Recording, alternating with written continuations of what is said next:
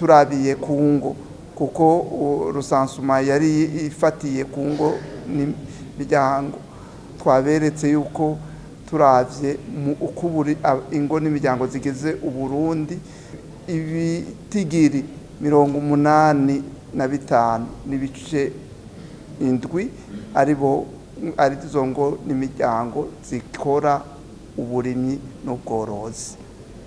Ibi biharuro byavuye muri rusansuma mu y'uburimyi n'ubworozi ico bije gufasha cyane cyane ingo n'imiryango nuko mu gutunganya ya migambi yose muri bimwe byo gushira mu ngiro imbona kazoza y'igihugu cacu ingo n'imiryango zitegezwa kuvyisunga kuko nta terambere dushobora gushika ko rirama, nta terambere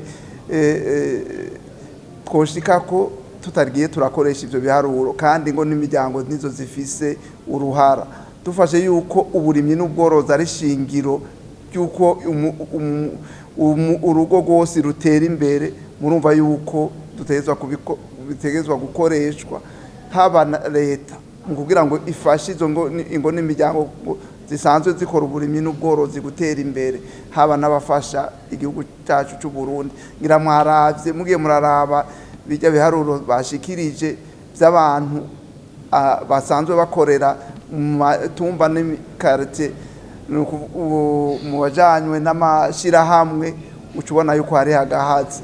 Bisaba yuko rero abantu kugira ngo batere imbere bategezwa kuja hamwe kugira ngo ubwo burimyi n'ubworozi bushobore gutera imbere.